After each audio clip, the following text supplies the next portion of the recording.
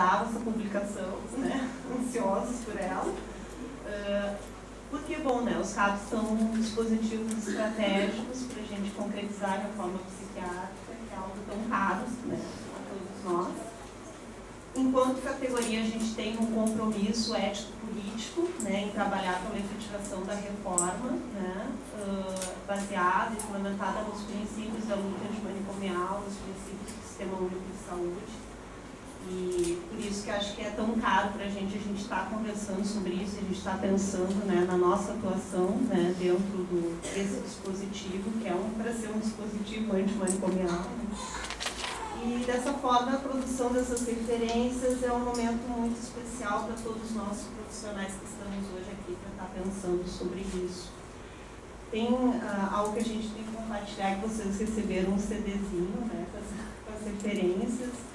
A gente tem que esclarecer que houve uma mudança na política de distribuição, né, das publicações, né, que não estão vindo mais, né, do CFP para os conselhos regionais, que são entendidos como os maiores, né, que têm um maior número de inscritos. Então, houve entendimento que esses conselhos maiores, o nosso é um desses grandões, como se diz, né, eles que então fariam essa publicação.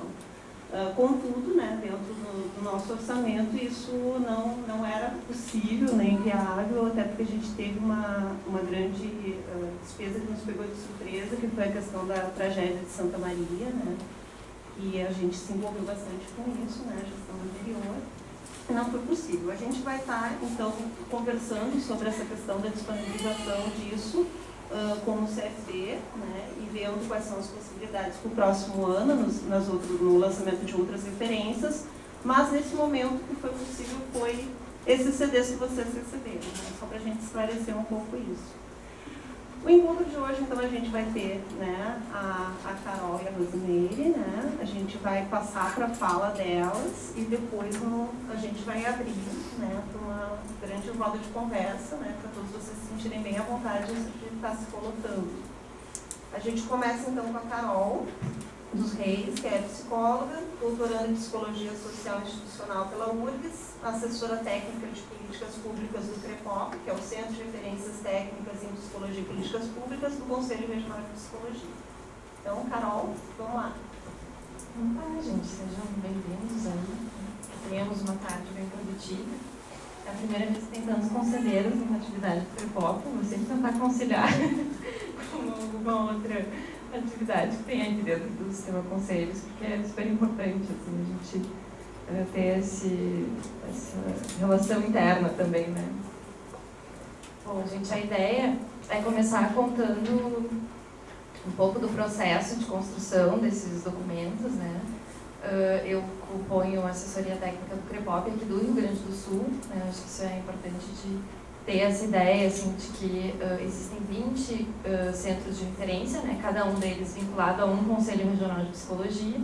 O sistema conselhos, que a gente chama, é composto pelo Conselho Federal e pelos 20 conselhos regionais. Né? Não são todos os estados que têm um conselho regional, porque tem que ter um número mínimo de inscritos para que se possa ter um conselho num estado. Né? Então, a produção desse trabalho, ela busca sempre constituir um trabalho que seja nacional, né? E aí uma grande dificuldade começa por aí, de como é que a gente constrói referências técnicas para realidades tão diferentes como a gente tem no nosso país, né? E isso começa pelo processo de pesquisa, que é a base de construção desse documento, que eu vou explicar agora para vocês. Bom, antes de mais nada, eu acho que dizer que o CREPOP ele foi criado em 2006 como um projeto, né, pelo reconhecimento da gestão de que o Conselho ainda tinha se colocado muito tempo distante da discussão sobre políticas públicas. E da importância de se fazer isso, porque, bom, o psicólogo já estava há muito tempo trabalhando com políticas públicas, mas não se tinha uma discussão que incorporasse a categoria pensando o que a gente queria da psicologia nesses espaços de trabalho. E é isso que o CREPOP vem tentando fazer desde 2006, através desse trabalho de referências técnicas, que é uma estratégia através da qual a gente tem buscado se aproximar dos contextos de trabalho e conhecer como é que são as práticas, quais são as dificuldades, quais são as potencialidades desse trabalho, pensar quais são as questões éticas, técnicas e políticas que vão se colocando para cada um desses campos e como que a gente quer se posicionar enquanto categoria profissional, né? Então, esse trabalho do CREPOP, ele chega até os profissionais, até as secretarias, né? E devolve depois para o sistema conselhos o que está acontecendo nesses diferentes espaços, né? Então, desde dentro dos conselhos regionais, pautando nas diferentes comissões que a gente tem, as questões que foram aparecendo nesse processo de pesquisa, quanto mais a nível nacional, então, a partir do reconhecimento das grandes demandas que vão se colocar para as diferentes áreas de atuação.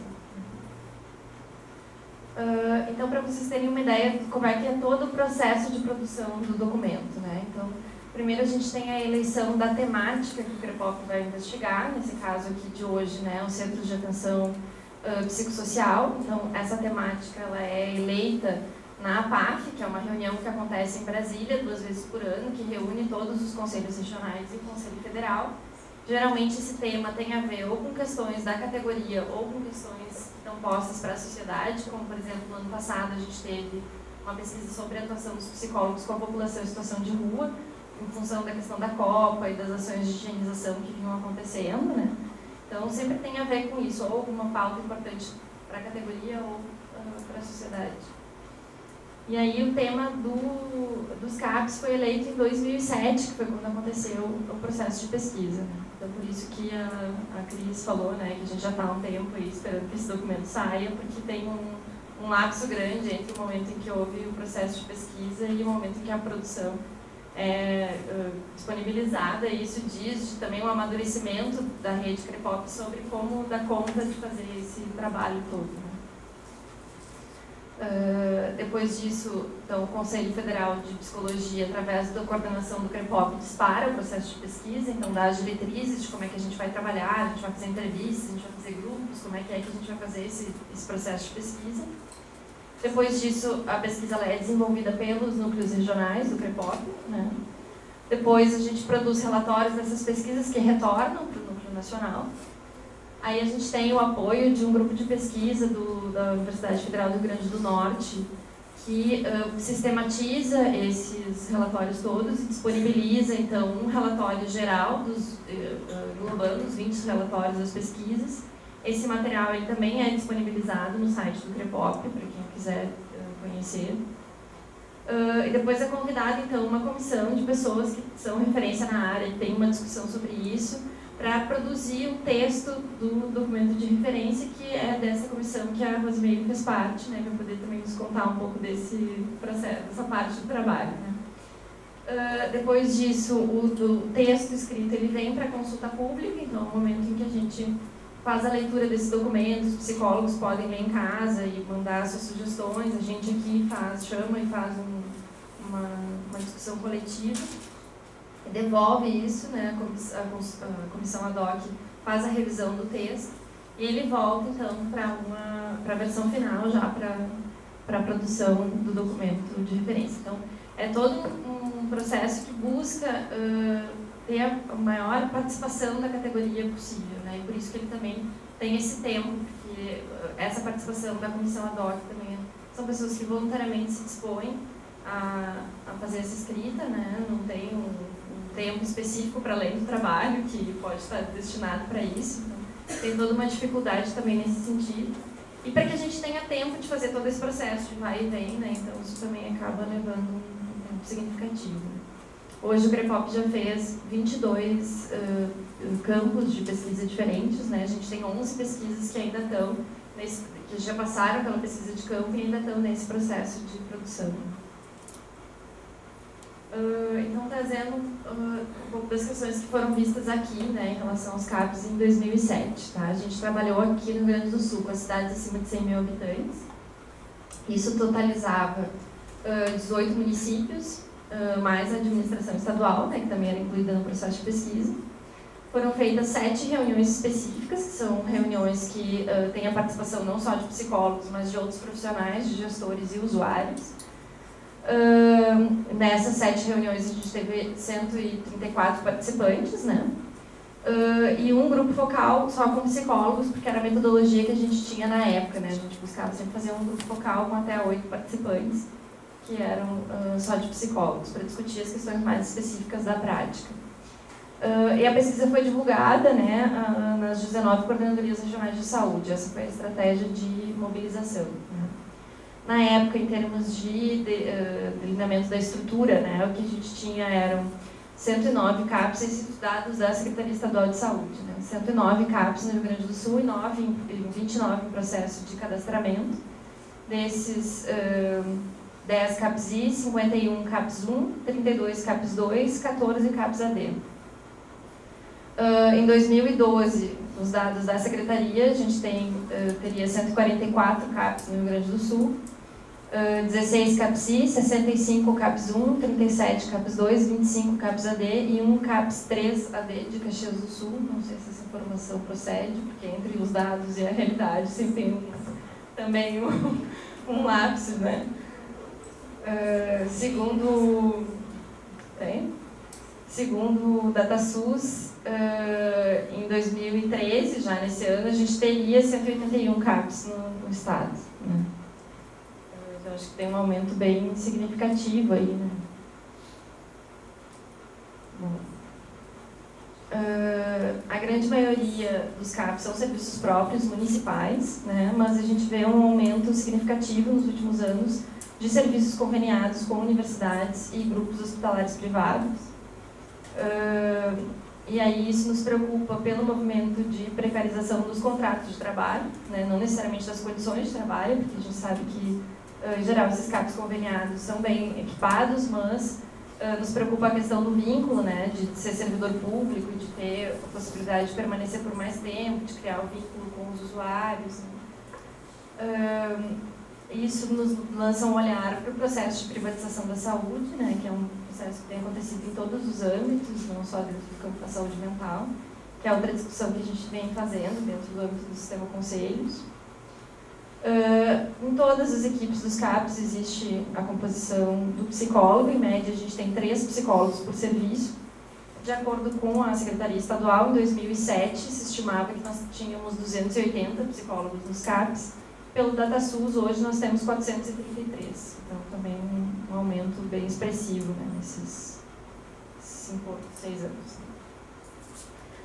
As principais atividades que eram desenvolvidas em 2007, né, que os psicólogos nos relataram que faziam. Então, o acolhimento, a triagem, que era um processo de avaliação para ingresso, né, que se tinha aí toda uma discussão, se dedica, né, bastante tempo aí nas discussões das reuniões, discutindo os critérios de ingresso para o CAPs, né, como é que se fazia a construção desses critérios, como é que se avaliava quais casos eram pertinentes, né, de serem atendidos no serviço ou não. E depois que ingressavam no serviço, então, tinha toda uma participação do psicólogo na definição da intensidade do atendimento, na avaliação, acho que aqui teria psicológica, não psiquiátrica. Nos atendimentos individuais, o paciente passava, então, pelo psiquiatra, pelo psicólogo, por assistente social, por terapeuta ocupacional. Bastante atendimentos em grupo, principalmente grupos de familiares, oficinas terapêuticas, oficinas de geração de renda e muito expressivo, assim, o CAPs como um espaço de formação, tanto para residentes quanto para graduandos.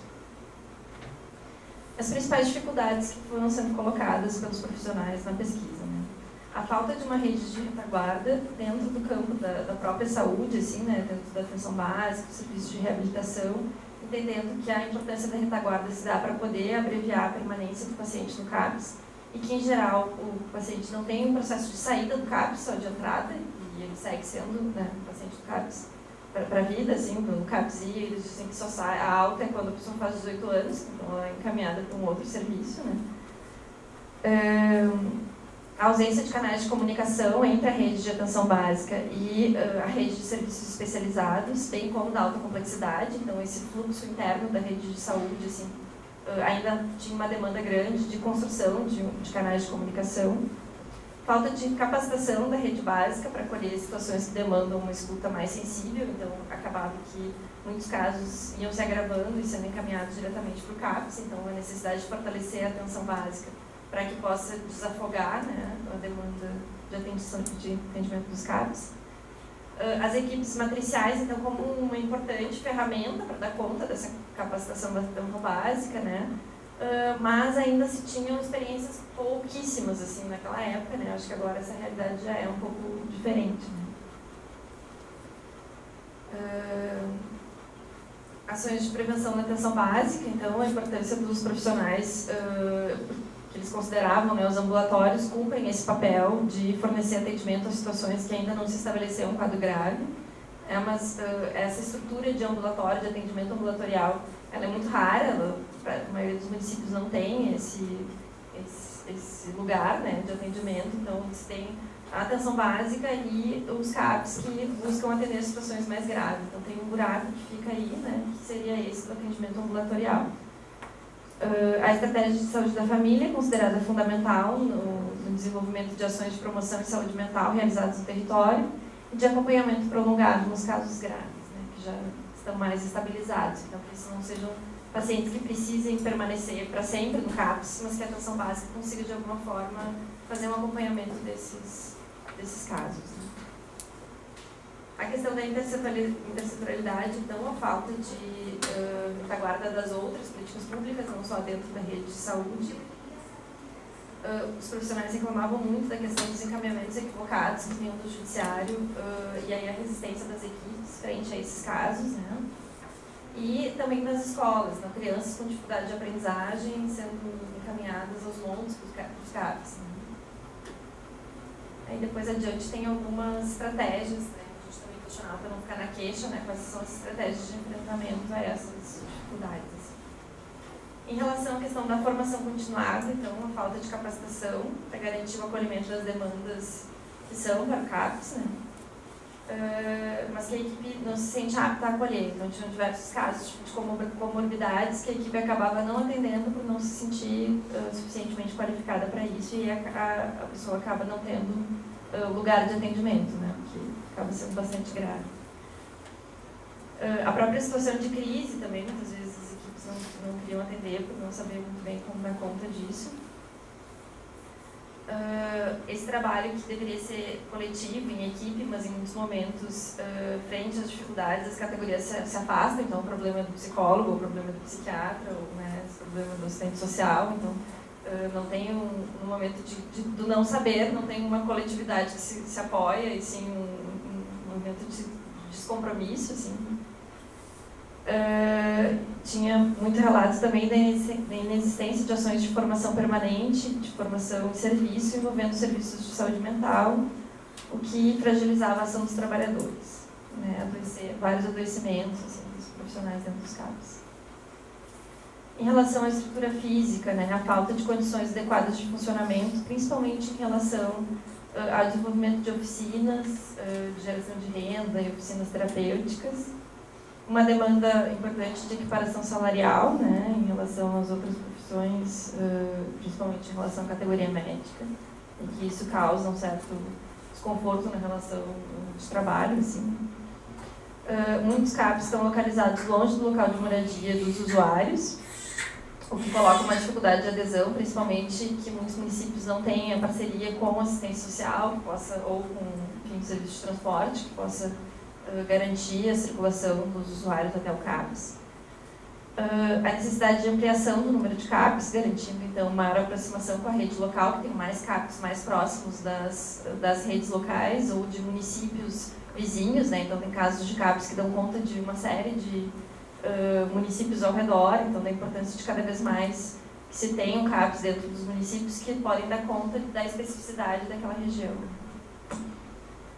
Diversos serviços funcionam em um mesmo espaço físico, então, tipo, o serviço de internação psiquiátrica do lado do CAPs, isso é um pouco problemático, porque para a pessoa ela não sabe muito bem se ela está indo para o CAPs ou se ela vai ser internada, porque ela tem uma experiência de internação, então isso às vezes deixa os pacientes meio confusos, assim, ou o posto de saúde é lá, e daí a pessoa não quer ir fazer o curativo do pé, porque ela tem medo que vão obrigar ela a ir no atendimento não sei aonde, então a importância da distribuição do espaço físico também na própria qualificação do atendimento, né? A rotatividade dos gestores, em um descaso com as questões que são apontadas pelos trabalhadores, então não tem um reconhecimento da fala dos trabalhadores. várias diferenças nas concepções de cuidado, o que coloca uma outra dificuldade também. Então, as ações previstas como não intensiva nos CAPs é considerada a mesma realizada pelos ambulatórios, então se tem uma discussão sobre isso, né? A gente tem que fazer esse atendimento que tem uma característica mais ambulatorial, a gente tem que atender só a crise, mas e aí como é que fica esse paciente que não tem um lugar de atendimento, né? Então, vocês fazem isso. Então, muitas equipes se batem com isso, né? Algumas querem trabalhar de uma forma, outras de outra. Enfim, e aí entendendo que dar conta de resolver esse impasse possibilitaria ou uma ampliação da possibilidade de acolhimento do CAPS de outras demandas mais graves, não tendo que atender essas menos graves, né? Ou de, bom, então precisa de uma rede de CAPS maior para atender, inclusive, as demandas mais ambulatoriais, digamos assim, né? Alguns psicólogos ainda desenvolvem suas ações a partir de uma intervenção segmentada, descolada da equipe, então aquela coisa de eu montar o meu consultório, né, aquela lógica não de um trabalho coletivo, mas de que, bom, eu estou preocupada com as questões psicológicas, esse é o meu quinhão, então eu vou ficar aqui, não preciso dialogar com os demais.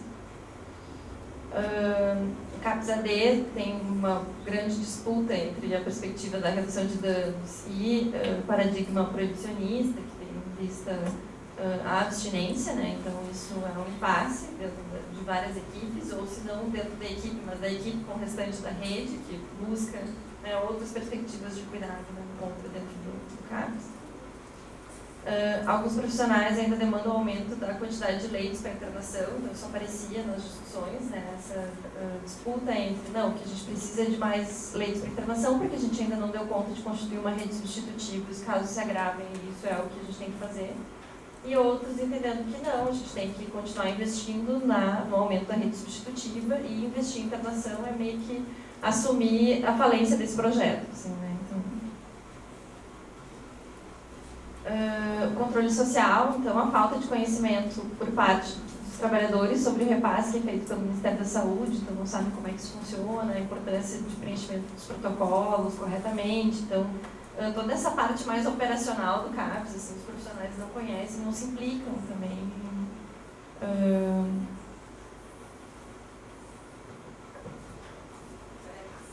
Eu vi ele. Estava pensando nisso também. Mas é que era de 2007, né? Então, potencialidades e enfrentamento das dificuldades, né? Como é que, então, os profissionais têm tentado lidar com essas questões que foram aparecendo aí? Um movimento de cuidado para não fragilizar o processo de implantação da reforma psiquiátrica. Então, na época, ainda se tinha muito cuidado com as críticas que se teciam para o modelo do CAPS, porque parecia que criticar o CAPS era fragilizar a reforma, né? Eu acho que isso hoje já está bastante superado, assim, acho que a gente já tem muito presente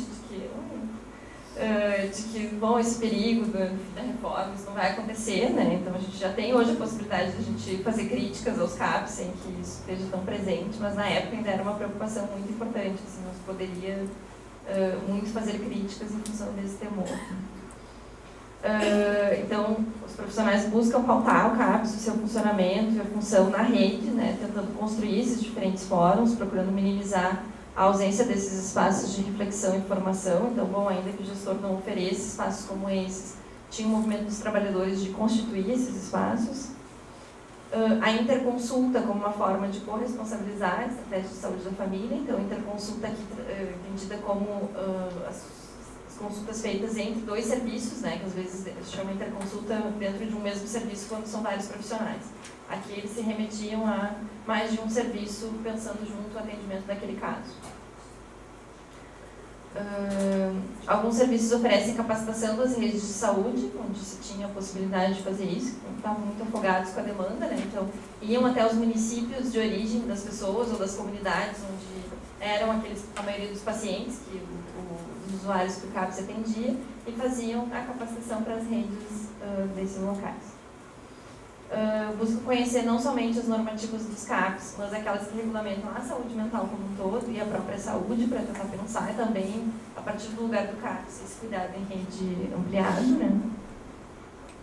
Buscam articular essas redes intersetoriais e destacaram bastante a questão da área da cultura, como sendo uma possibilidade de construção de oficinas de geração de renda e outras oficinas terapêuticas.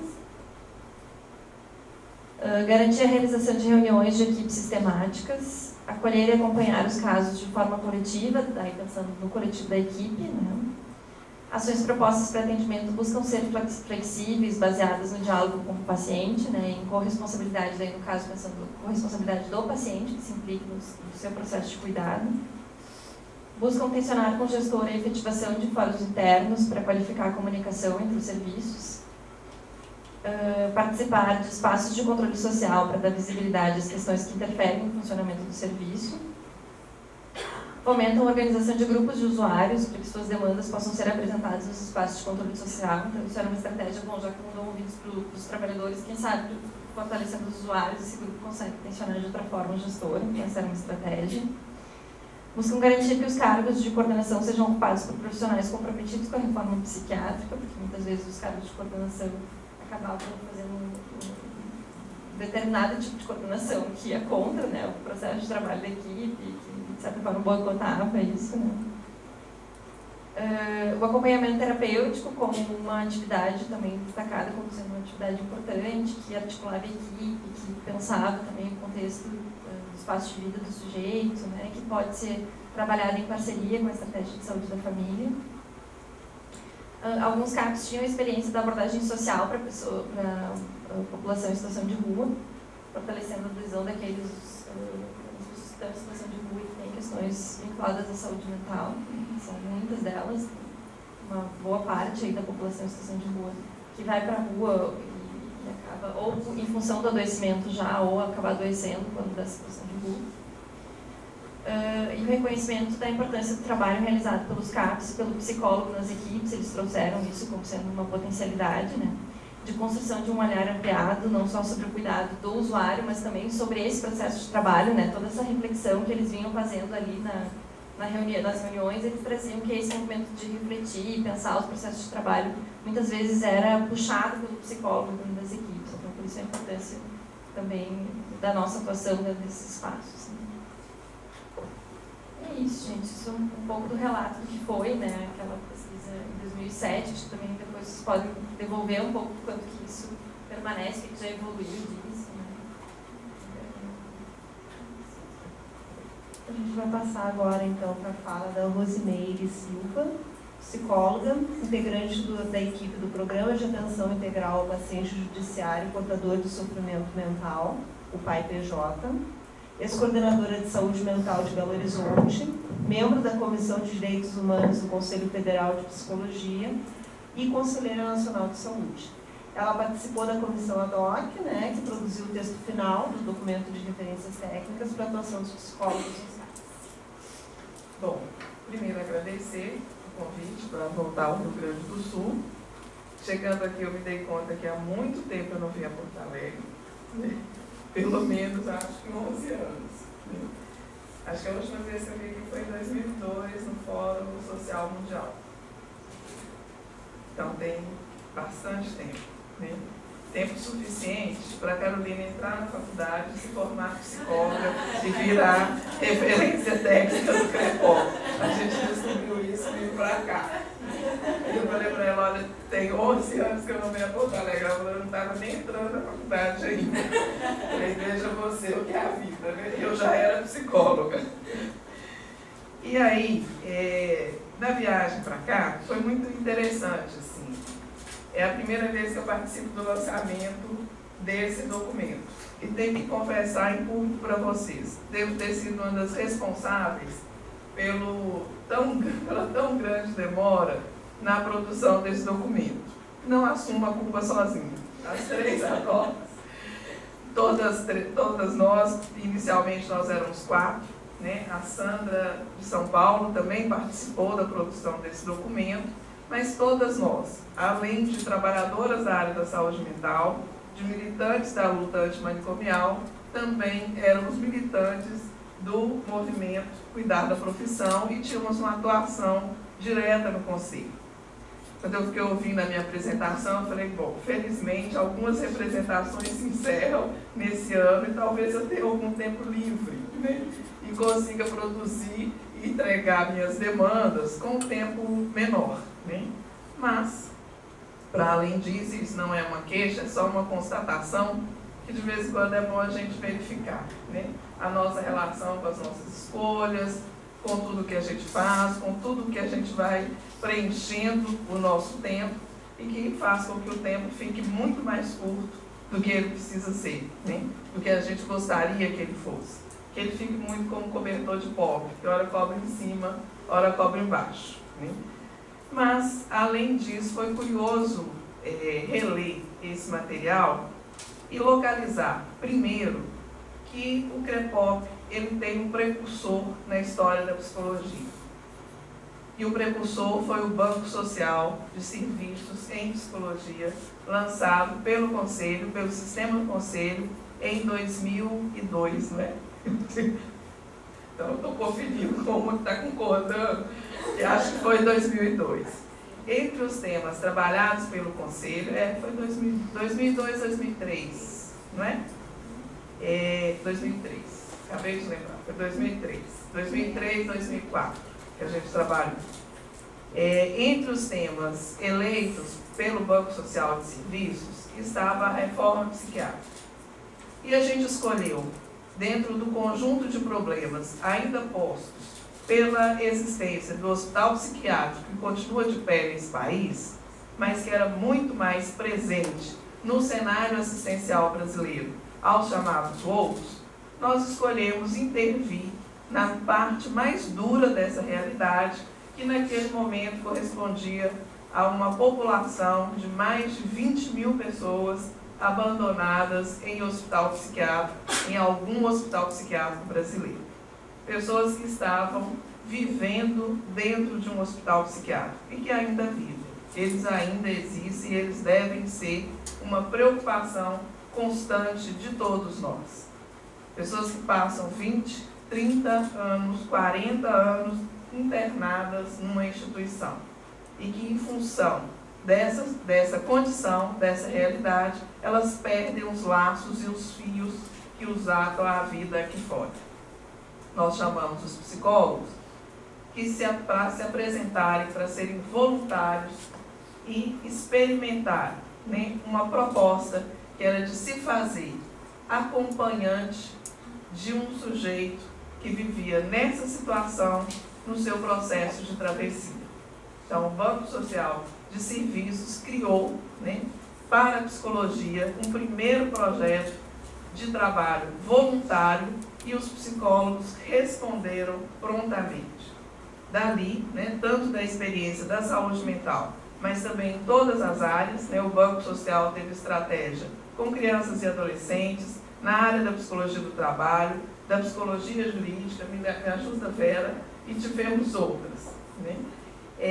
Ali se acumulou um certo conhecimento recolhido dessa experiência que permitiu, então, formular o projeto do CREPOP. Então, o CREPOP veio para fazer avançar aquilo que o Banco Social havia inaugurado. E o Banco Social inaugura uma proposta mais visível de intervenção dos psicólogos na sociedade, seguindo a diretriz posta, né, do eixo que norteava a gestão, que era a psicologia com compromisso social. Então, foi uma radicalização desse compromisso, nesse convite aos psicólogos, para que pudessem intervir numa série de áreas, né, e experimentar parte desses psicólogos, pelo menos dos que eu pude acompanhar mais de perto. Alguns não tinham nenhuma experiência em saúde mental e foram experimentar isso que a política pública introduzia como novidade. Então, foi bom perceber isso e poder concluir. Acho que a gente está vivendo um momento de algumas conclusões, né? E hoje, lendo o caderninho, vindo para cá, eu identifiquei lá esse ponto, falei, bom, é isso, né? Podemos começar daqui, concluindo com um percurso, com uma trajetória da construção de uma política para a psicologia, de uma política que coloca a psicologia brasileira num outro patamar, no cenário público, num outro patamar diante da sociedade. Diferente de 20, 30 anos atrás, hoje a sociedade pode se dirigir à categoria e aos psicólogos com mais clareza sobre qual demanda que ela pode apresentar a esse ser tão diferente que somos nós, ainda meio esquisitos e meio estranhos, que escolhemos, né, fazer na vida isso, que é de oferecer um ouvido e oferecer o nosso corpo como endereço para a dor de alguns sujeitos que não conseguem solucionar os seus impasses subjetivos solitariamente. Por isso nós fomos inventados pela cultura. Psi faz isso, né? E aí é bom quando Psi dá conta de dar um salto e encarar a dor mais radical, a dor mais difícil e mais embaraçosa, não só pela própria dor, mas por aquilo que a razão coloca de obstáculo e de empecilho para o exercício da vida para esses sujeitos. É isso que nos coloca diante dos loucos e da loucura. A psicologia brasileira é responsável, e grande responsável, por essa política de transformação que certamente está longe de qualquer, né, imaginário ideal, mas que já transformou radicalmente a face do tratamento aos portadores de sofrimento mental, dos lugares mais longínquos aos grandes centros desse país. Uma política, né, que ainda está, que está hoje, não ainda, né, que está hoje sob intenso questionamento, que é interpelada em sua validade pelo surgimento de uma nova experiência de loucura própria do século XXI, que é a adição às drogas. Hoje nós somos interpelados não pela efetividade do nosso projeto, né, da nossa proposta na resposta aos loucos. Mesmo não tendo fechado todos os hospitais psiquiátricos existentes e trago para a vida, né, para o exercício da vida cidadã, todo portador de sofrimento mental nesse país, a gente não é mais interpelado sobre se isso dá certo, se isso é válido ou não. E nós já nem somos mais chamados de seres tão exóticos assim, como quando no momento da discussão do projeto de lei federal que se tornou a Lei 10.216. Nos debates sobre aquela lei, e o Rio Grande do Sul foi precursor na promulgação de uma lei sobre a reforma, né? É daqui que vem a primeira lei estadual de reforma psiquiátrica brasileira, né? A lei apresentada pelo Marcos Colim, em 92, mas naquele momento, propor o fim do hospital psiquiátrico era tão ofensivo que colocava, né, aqueles que ousavam sustentar essa posição na condição de suspeita sobre a sua capacidade, sobre a sua competência técnico-científica. Nós éramos tratados como, no mínimo, loucos e, no máximo, gente que só sabia fazer política. Foi isso que eu ouvi muitas vezes, né? Eles só sabem fazer política, eles são um bando de petistas, eles não sabem fazer ciência. Curiosamente, são afirmativas que se repetem hoje, e se repetem endereçadas hoje às questões que colocam os que fazem uso de álcool e outras drogas no Brasil, diante dos quais a sociedade busca estabelecer a velha resposta da exclusão, insiste em propor mais uma vez a exclusão como resposta para o sofrimento. E a gente, mais uma vez, insiste em remar na contramaré, né? É preciso esforço. Bom, eu fiquei aqui ouvindo a pesquisa e queria largar o que eu escrevi.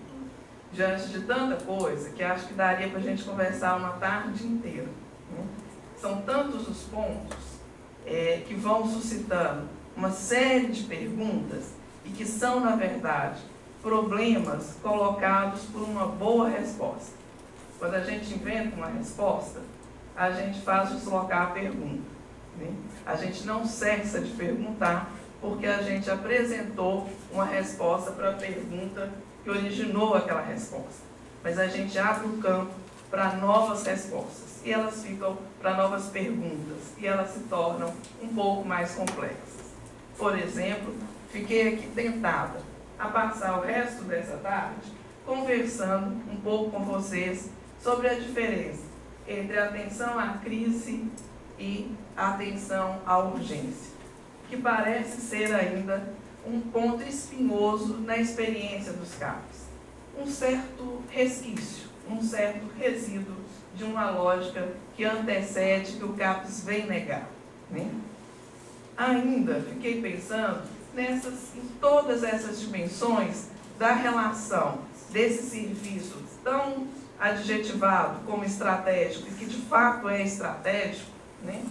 Com tudo aquilo que é a vida para fora dos muros desse lugar, com tudo aquilo que diz respeito à vida que está lá no território, e que vai desde a parceria e do diálogo com saúde da família até a articulação com as inúmeras iniciativas e experiências da própria comunidade, com os percursos, né, e os caminhos invisíveis e às vezes absolutamente concretos que fazem os usuários no cotidiano do seu viver, e tudo isso que vai nos colocando numa dimensão muito mais ampla do que aquilo que a nossa formação nos qualificou, nos treinou para fazer como técnica diante da loucura. Então, todas essas estratégias e manejos próprios que a gente vai aprendendo no cotidiano de um serviço intenso, como é um CAPES, como deve ser, e acho que esse é um bom indicador, né?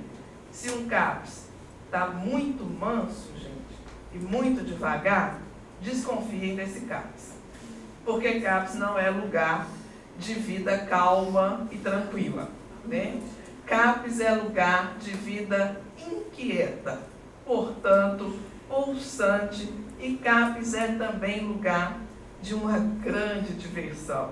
Eu costumo brincar que não tem lugar no mundo mais interessante para se estar do que num CAPES. Acho que ali a gente tem a rara oportunidade de aqueles que gostam mais das palavras e são amigos delas, de quem sabe exercitar um certo traço lewis-carrolliano, né? Assim, brincar de construir crônicas do mundo próprio de Alice. É ali que o inusitado aparece com mais força, né? É ali que a surpresa se coloca e faz a gente perceber que, se a rotina tem um lado muito bom e interessante, porque estrutura a vida e garante uma certa ordenação, né, e uma tranquilidade subjetiva, não há vida sem surpresa. Ou se há, é uma vida muito pobre, né, e muito entristecida.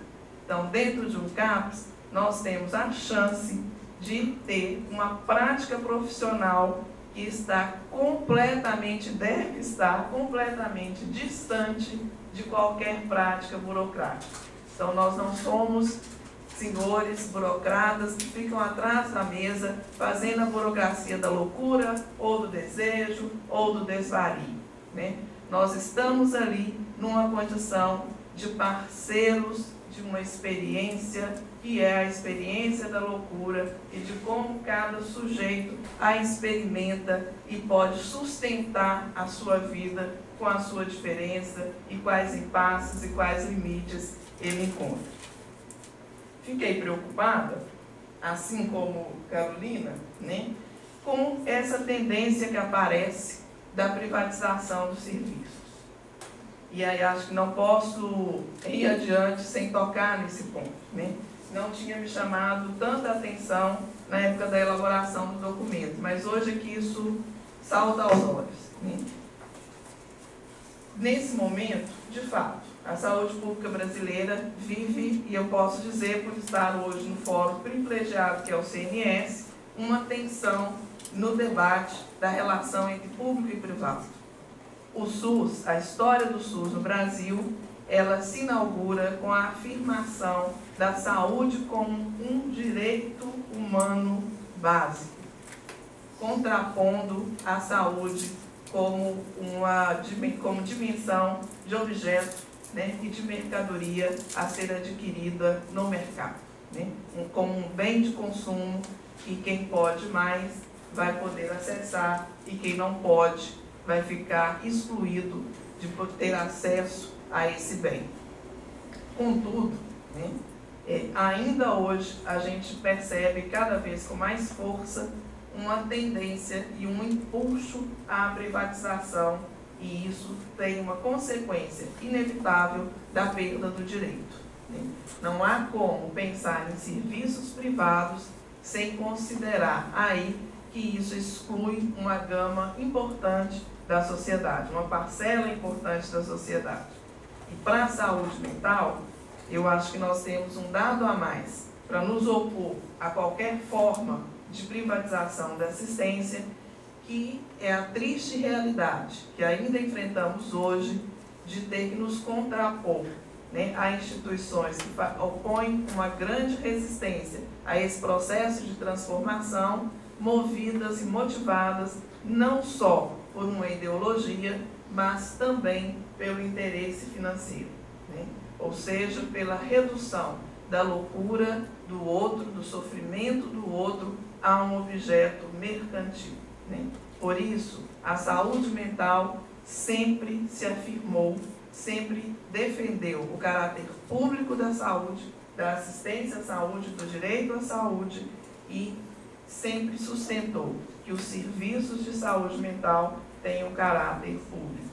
Eu me lembro, e essa era uma das frases de que eu mais gostava, na portaria 336, porque ela era muito clara nesse sentido, né, em afirmar que o CAPS é de natureza pública, né? Nós não podemos voltar à indústria da loucura, seja a indústria da loucura na criação de grandes instituições privadas, e a gente está vendo esse risco com os usuários de álcool e drogas, né? Com essas instituições que, além de terem um grave problema, né, e uma incompatibilidade com o Estado laico, porque elas são religiosas, né, elas também são privadas, elas são orientadas por uma ética completamente diversa daquela que deve orientar a saúde pública. Não é como bem público, mas é como bem que se vende, é como mercadoria. Feitas todas essas considerações iniciais, eu vou pedir a vocês um pouco de paciência e vou ler o que eu trouxe. Pode ser? E a gente conversa depois sobre isso e sobre todas essas outras questões. Por quê? Acho que para a gente falar de CAPS, é preciso que a gente localize o CAPS como um efeito de uma ideia importante, desconcertante, mas que deu certo, que é a ideia da desinstitucionalização. E de onde essa ideia vem? Estou pensando e me preparando para vir para cá, eu me lembrei de um escrito que eu produzi para um encontro que comemorou os 20 anos do Congresso de Bauru, o 2º Congresso de Trabalhadores em Saúde Mental, que foi o acontecimento que proclamou para a sociedade brasileira o lema que nos orienta, de que nós não iríamos mais trabalhar para reformar, nem humanizar nenhum hospital psiquiátrico, mas que a nossa luta teria como norte ético a construção de uma sociedade sem manicômios. Essa é a primeira ideia, de fato, desinstitucionalizadora do pensamento psi brasileiro, que nos colocou em movimento numa direção distinta da que a gente vinha caminhando até então. E aí o título do texto é Práticas da Desinstitucionalização e Desinstitucionalização das Práticas. Quando a reforma no cotidiano confronta a rotina da reforma. Acho que tem tudo a ver com o lançamento de um documento de referência sobre CAPS. Deixa eu beber água, já falei demais, gente. Bom, eu dividi, então, esse escrito em 3 eixos distintos. Primeiro, as práticas da desinstitucionalização. Depois, a desinstitucionalização das práticas. E, no final, o confronto entre o cotidiano e a rotina no campo da reforma. Essa divisão toca em pontos limites das novas experiências entre razão e loucura, experiências que dão forma ao cotidiano dos chamados serviços substitutivos ao manicômio, ao mesmo tempo em que retoma a aposta do projeto antimanicomial, a criação de um outro lugar social para a loucura. Antes de passar as considerações sobre cada um desses pontos, eu queria fazer, então, esse pequeno recuo histórico, né, para articular ideia e ato no processo de transformação da assistência em saúde mental no Brasil, que é essa causa que nos enlaça nesse momento. Causa que, num passado recente, causava estranheza e perplexidade, quando bem recebida, e quando não, era motivo de violentas críticas. Ou seja, não era seguramente um ponto de consenso, e nem sequer parecia de bom tom propor o fim de uma instituição que há séculos assegurava a paz social. Tão pouco promissora a princípio, a ideia vingou e seus frutos se encontram disseminados por toda a parte. Nós estamos aqui falando de um deles. Pouco a pouco, a presença pública dos portadores de sofrimento mental já não se constitui mais em motivo de escândalo. Há 26 anos, um acontecimento singular, o 2º Congresso de Trabalhadores em Saúde Mental, dá início ao propor uma virada a uma trajetória no campo da reforma psiquiátrica, declarando publicamente pelas ruas de Bauru o lema "Por uma sociedade sem manicômios", os trabalhadores, num gesto de ousadia, rompem com as reformas de cunho técnico que visam corrigir e adaptar o manicômio e o louco aos cânones do bom humanismo. Este ato, o Manifesto de Bauru, ao contrário, nos aponta que a questão do louco diz respeito à cidade e a todos os cidadãos, e não apenas à ordem psiquiátrica ou aos tutores da loucura. Um ato de desinstitucionalização, portanto, que definiu uma direção, um princípio ético, sem o qual a prática nos novos serviços se esvazia de sentido, perdendo todo o brilho, mas também a potência que a faz distinta de qualquer tentativa de arranjo ou composição técnico-burocrática, incapaz de subverter a ordem para inventar sentidos para o viver. Bauru nos legou e nos ensina é que a nossa opção histórica e também atual nos coloca num movimento de desconstrução que é incessante. Trabalhamos sem cessar para pôr fim ao manicômio, para superá-lo em todas as dimensões, excluindo-o de nossas práticas e abolindo-o como possibilidade de vida para todos e para cada um de nossos usuários. É preciso, no entanto, não esquecer que o mesmo, o manicômio, aliás, eis aí um outro e bom nome para esse lugar, o sempre mesmo, o sempre igual, onde a rotina impera e mata todo o amor, como canta Chico. Pois bem, o mesmo não faz parte só do nosso passado. Ele não só existe, e ainda existe, em número bastante significativo. São 30 mil leitos psiquiátricos ativos no país. E ele persiste enquanto um operador conceitual ou como lógica presente, até mesmo nos novos territórios assistenciais. Sua hegemonia, portanto, é real e transcende as fronteiras de suas estruturas, apresentando-se com frequência na academia, mas também na família, na cultura, no direito, nos espaços sociais ou em outras políticas públicas que seguem ditando a exclusão como regra de tratamento para a diferença. Parodiando Guimarães Rosa, podemos dizer que se já atravessamos o liso do Sussuarão, ainda não derrotamos os Hermógenes. A nossa história assim prossegue, contradizendo-se, reinventando-se, criando possibilidades e defrontando-se com obstáculos que ora lhes são impostos de fora, ora lhes surgem da repetição dos gestos legados pela nossa tradição. Tornou-se um lugar comum a afirmação de que nos novos serviços ocorre uma prática inventiva e criadora. E este é um fato inegável. Nos novos serviços ocorre com certeza, e quanto mais desinstitucionalizadora for a prática de uma equipe, muito do que nenhum manual de psiquiatria, psicologia ou qualquer outra disciplina prevê, e que não se formaliza como saber teórico.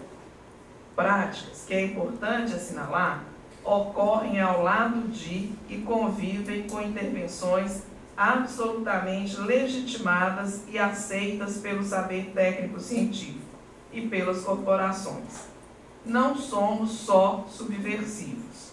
Sabemos e aceitamos seguir a ordem, quando o prescrito e a norma não se constituem como obstáculos à vida e ao direito humano. Vejamos, então, algumas das cenas típicas das práticas de desinstitucionalização. Primeira cena.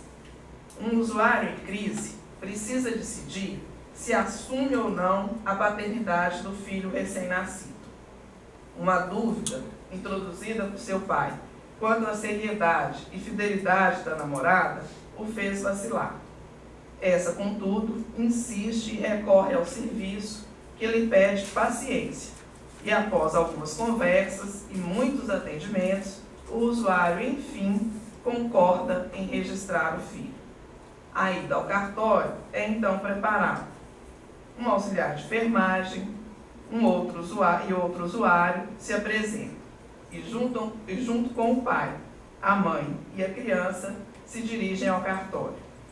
O usuário, que é testemunha do ato, de terno, gravata e Bíblia na mão, a auxiliar em seu tradicional jaleco branco. A criança cheia de laços, a mãe produzida e o pai nem tanto. Saindo do carro, gente. Após algumas idas e vindas entre o cartório e o CAPS, onde sempre esqueciam algum documento, o oficial do cartório, meio perplexo, não se contém e lança a pergunta. Afinal, por que são necessários um pastor e uma enfermeira para registrar uma criança? Questão que faz aparecer o inusitado, que nos faz rir, mas que também ajuda a pensar que, para alguns, em algumas situações, coloca-se a clara necessidade de suporte para gestos que podem parecer, a olhos habituados à rotina, ao sempre igual, como demasiado estranho. O suporte que este serviço inventou, ou que essa prática de desinstitucionalização criou, não está previsto na cesta básica de suas ofertas. Não é remédio nem assembleia. Não é passeio, nem tampouco atividade, oficina ou festa. Está longe de ser consumo, ainda que muitas tenham sido necessárias, mas é, com certeza, um ato reabilitador, que atravessa, que transcende os limites do próprio serviço. Um ato que fortalece o laço solidário entre sujeitos em condições idênticas, que inventa a parceria entre os diferentes e que cria, para quem acabou de chegar ao mundo, o acesso a um nome e o direito à filiação. Um ato que reafirma e confirma a aposta. Derrubamos muros para fazer caber na cidade a loucura. Segunda cena. Uma mulher vive solitária num barraco de favela, cercada de vários cachorros. À precariedade das condições da casa associa-se um intenso sofrimento psíquico. Sentindo-se ameaçada e perseguida por todos, tem nos cães o anteparo e a proteção que a mantém desconectada dos laços com a família, com a vizinhança e com as redes sociais. Os animais são abrigados dentro da casa e dividem com ela a comida, e ocupam também a única cama existente.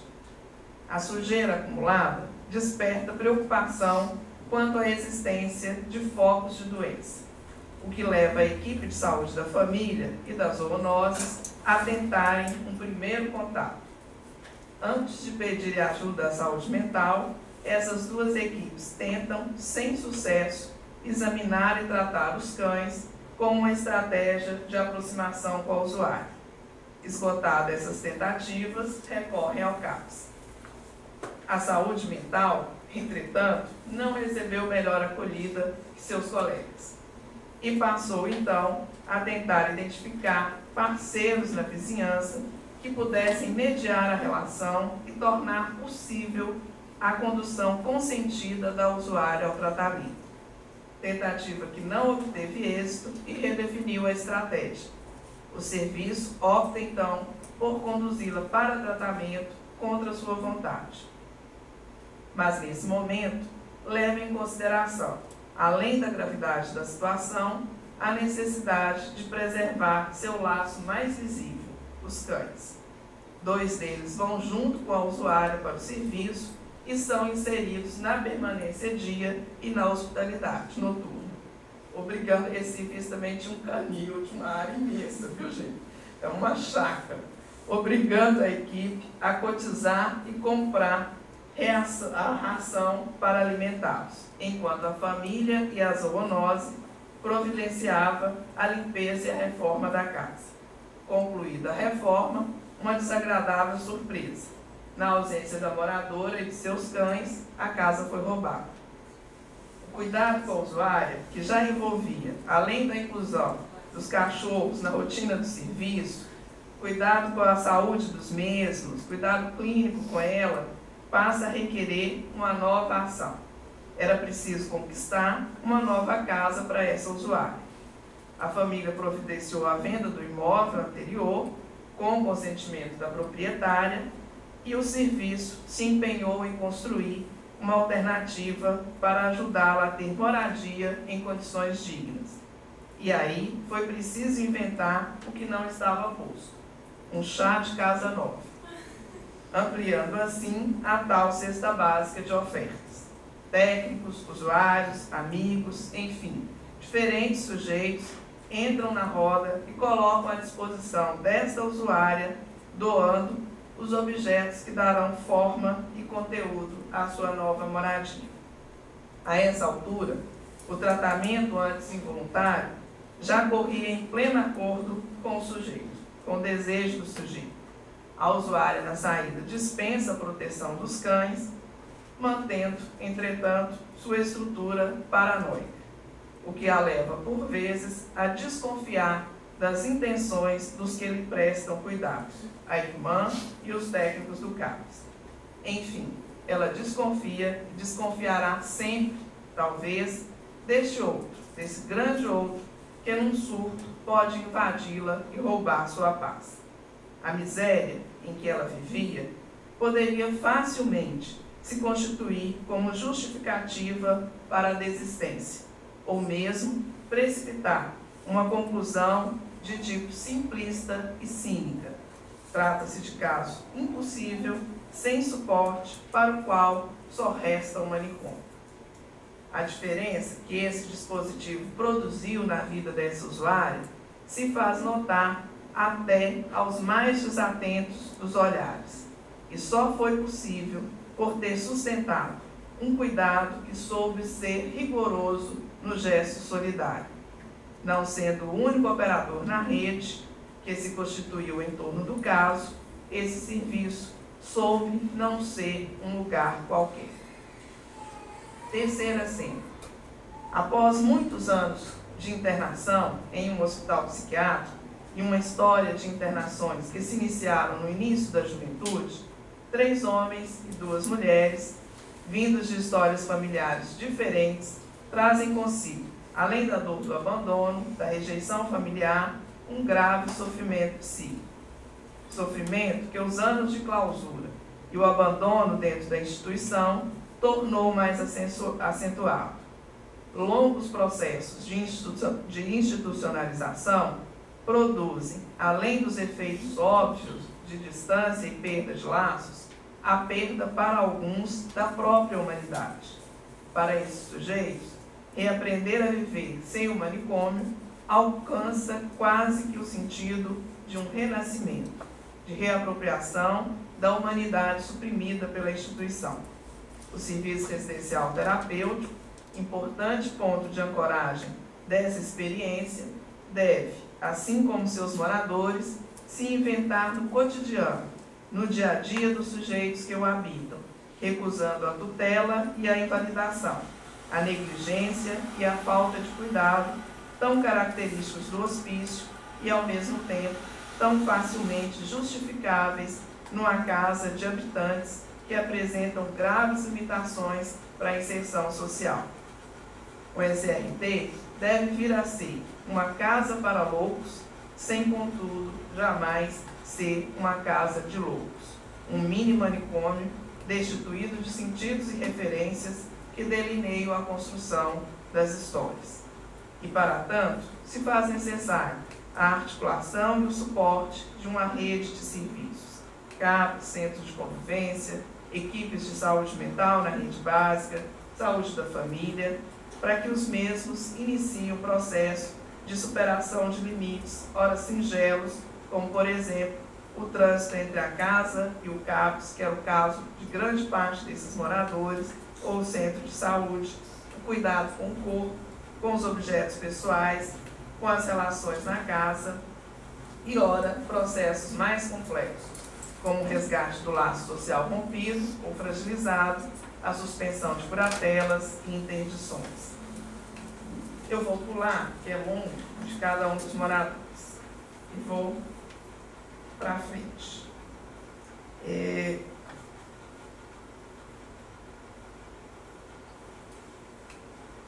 Acho que eu inverte as páginas. Inverte. Bom, vou passar para o outro eixo, né?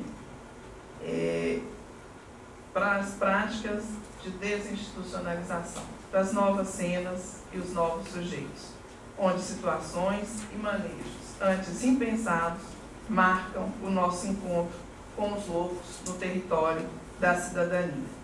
Então, passamos da prática da desinstitucionalização para a desinstitucionalização das práticas. Estar no mesmo lugar, no mesmo território com os loucos, nos leva a ter que romper com a nossa prática. O simples deslocamento dos termos produz um efeito direto sobre nós, ainda que não seja possível pensar uma coisa sem a outra, ou seja, as práticas da desinstitucionalização e a desinstitucionalização da prática são, contudo, situações diversas. No primeiro caso, uma estrutura, os serviços e um pensamento. A utopia antimanicomial são o suporte e, muitas vezes, o cenário onde a cena se desenrola. No segundo, trata-se de atingir, de alcançar um ponto imaterial, a identidade, a desconstrução dos saberes e a reinvenção do fazer. O mais decisivo, aqui, é a coragem de realizar a travessia entre o conhecido e o desconhecido. É preciso desaprender muito do que se sabe para apreender o singular de cada caso e aprender com o portador de sofrimento mental o que os direitos de cidadão produzem de diferença na subjetivação da experiência da loucura. Desinstitucionalizar a prática é abandonar o manicômio como causa, como sentido lógico que prescreve modos de vida limitados, anônimos e sem voz. E para isso não há manual ou código de conduta, mas a ética, a da liberdade, e a saber. Saber que quase nada se sabe e que o outro, o louco, pode e deve nos orientar quanto às possibilidades de saída para a sua dor.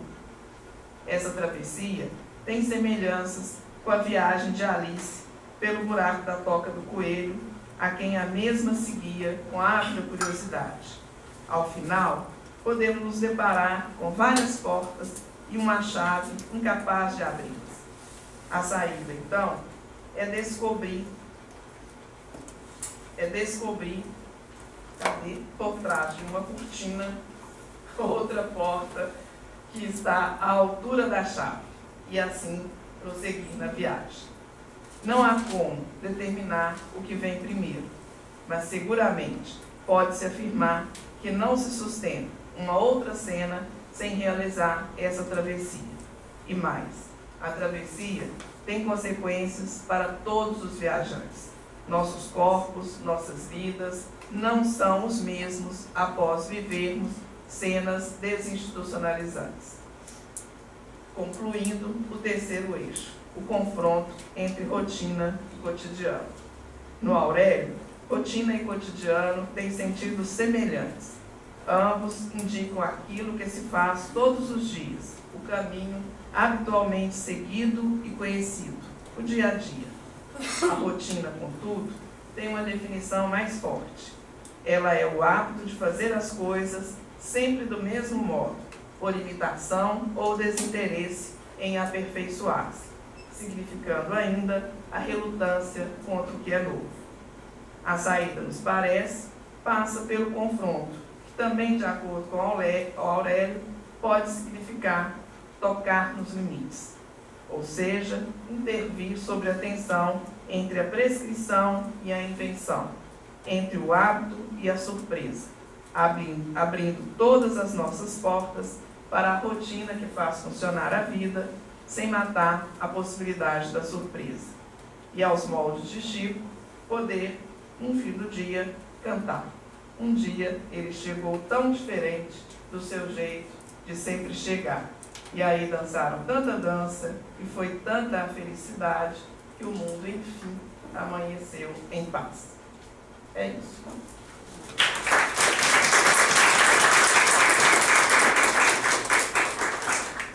Bom, gente, está aberto para as falas de vocês.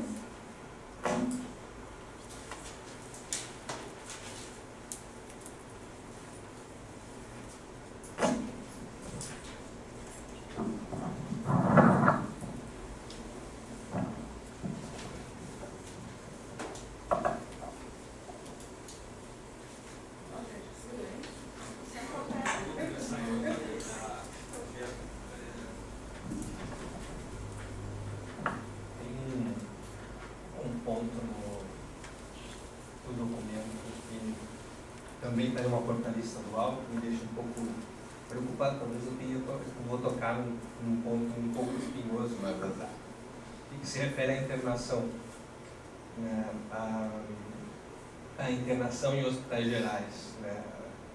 Na prática, eu vejo isso como um equívoco que deve ser observado. Por que eu chamo de equívoco? Porque na realidade que eu conheço, por exemplo, pessoas com quadros de saúde que não são de saúde mental internadas ao lado de pessoas com crises agudas, que requer uma internação, criam dificuldades práticas assim complicadas.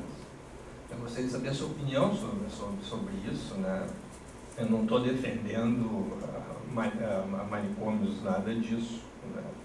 Mas eu tenho algumas questões diferentes a, por exemplo, unidades psiquiátricas em hospitais gerais, né? Que eu sei que é um tema bastante polêmico.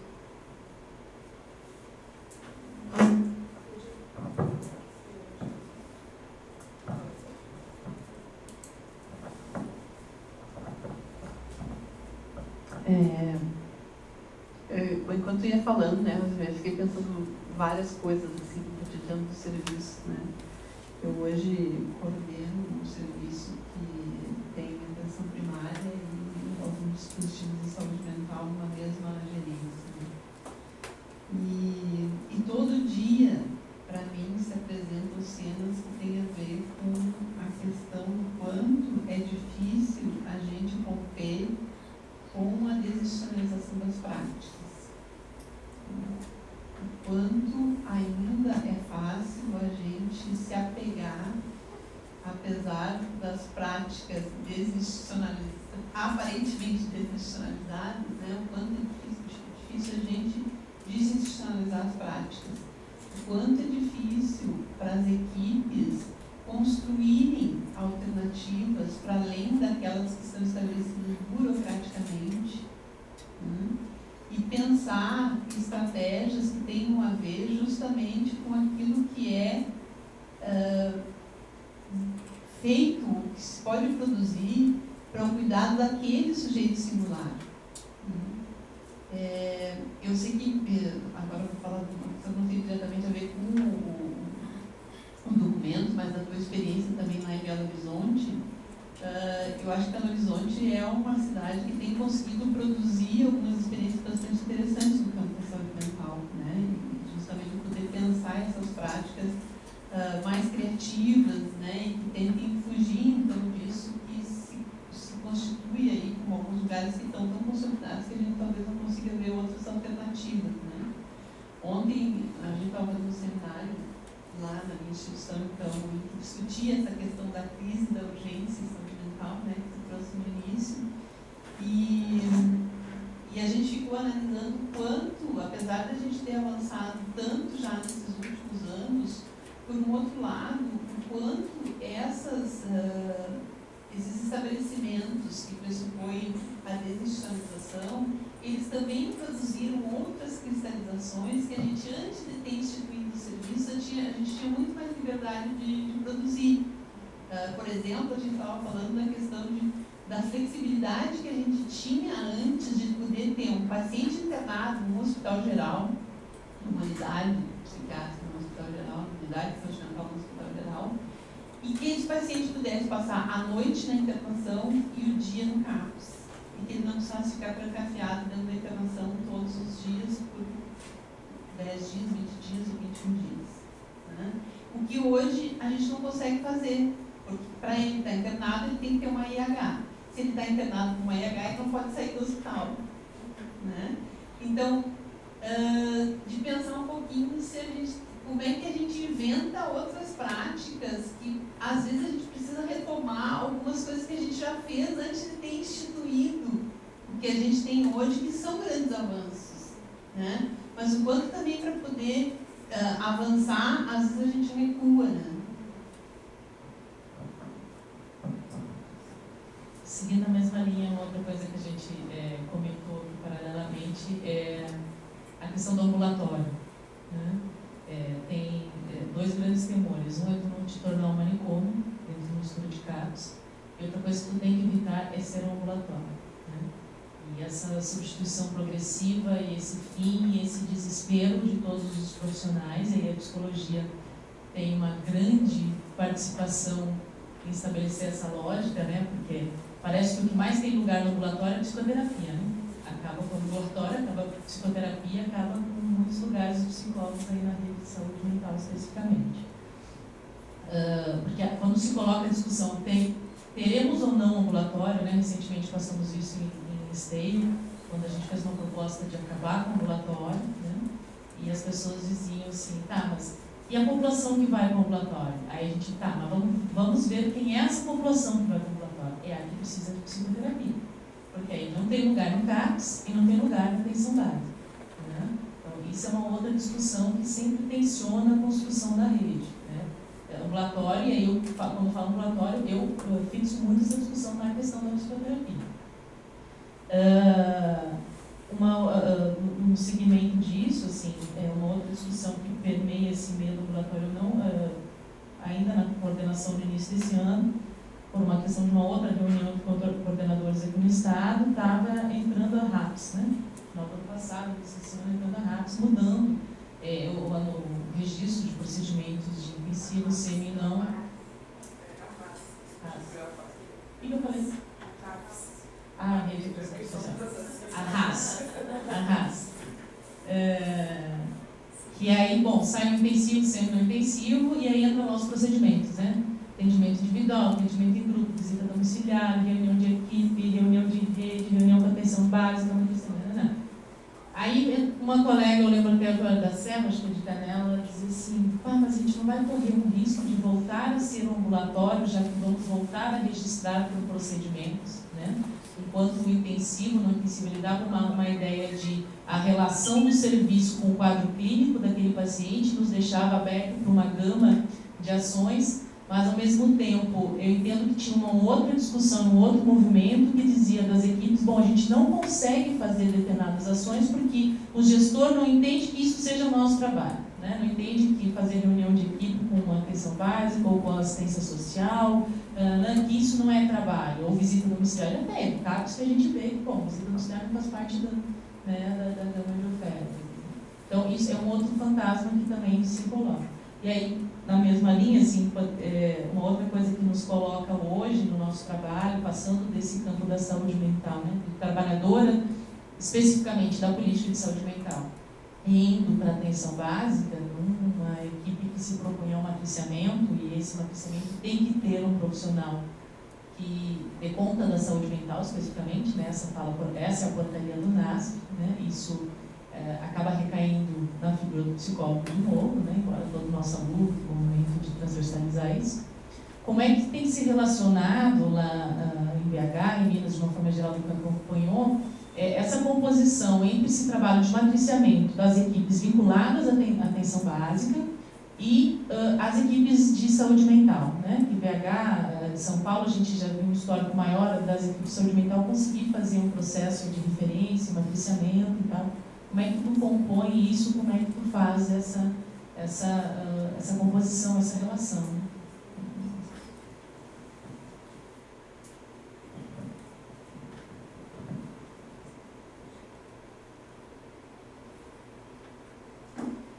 Vamos lá, depois a gente... Acho que eu vou falar assim, Não está gravando.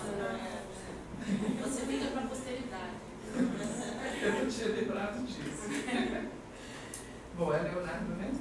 Leonardo, primeira coisa é, o Hospital Geral sempre colocou a saúde mental para caminhar sobre o fio da navalha. É um tema que fazia parte da proposta da rede no primórdio da reforma, no início, nos tempos iniciais da reforma, né? Se você pegar o projeto de lei Paulo Delgado, original, você vai encontrar na descrição da rede, né, Hospital Geral. Tem algumas experiências, particularmente aqui no Rio Grande do Sul, né, vocês sempre tiveram, São Lourenço é uma grande referência da atenção em hospital geral, atenção em saúde mental no hospital geral. E tinha um certo pensamento, mais no início da reforma, de algum deslocamento mesmo, como uma estratégia para substituir o manicômio, né, criar CAPs, criar toda a rede e também leitos em hospital geral. Depois essa coisa caiu um pouco no esquecimento, né?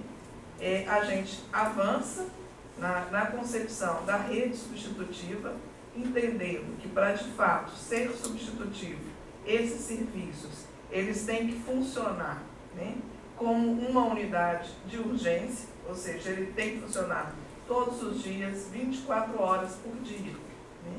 Não há como oferecer hospitalidade noturna e contingência e continência mesmo para a crise, sem que um CAPS tenha condição de oferecer um leito para o seu usuário no momento que ele não pode retornar para casa, né?